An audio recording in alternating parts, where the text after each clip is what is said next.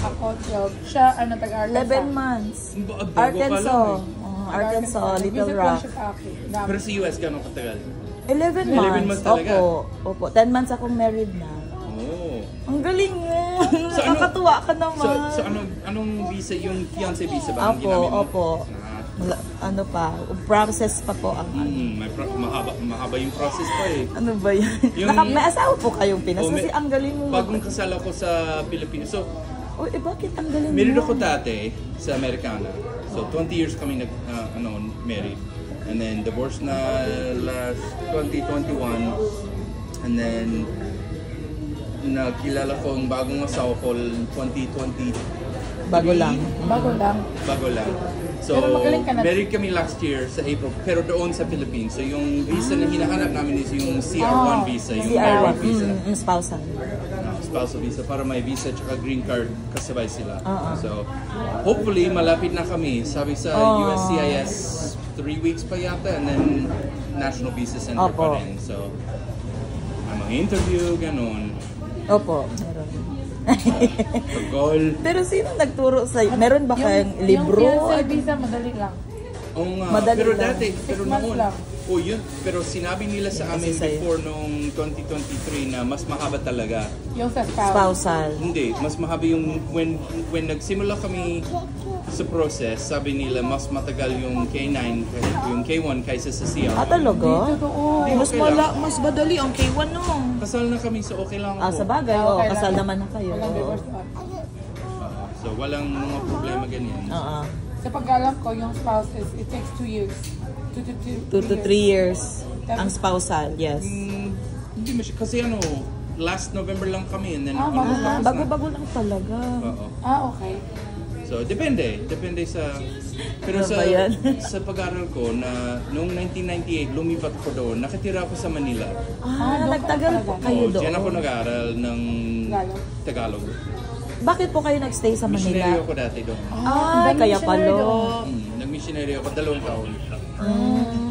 Nakakahanga ko. As in, parang ang sarap mo kasi katin.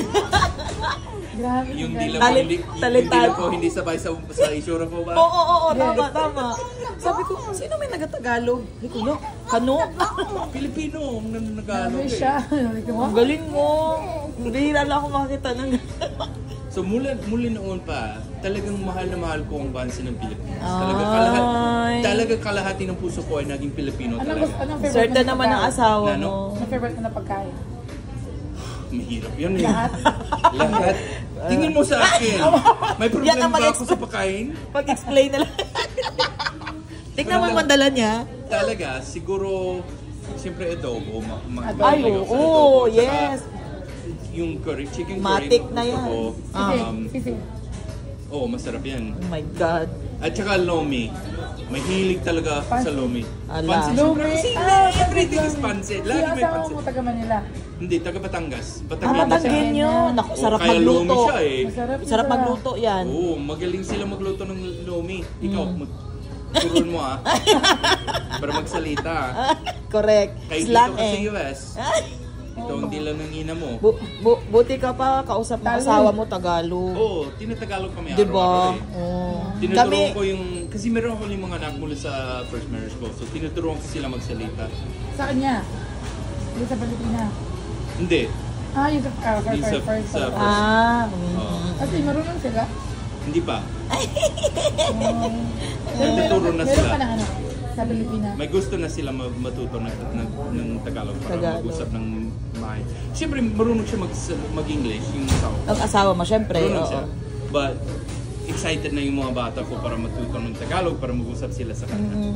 Tapos yung dalawang panganak, yung pangalawa ko, adult na sila. So, the mahirap na last 2 times pumunta ako dyan, sumama sila sa akin. Sabi nila, ayoko umuwi, mas gusto ko dito eh. Oo nga talaga.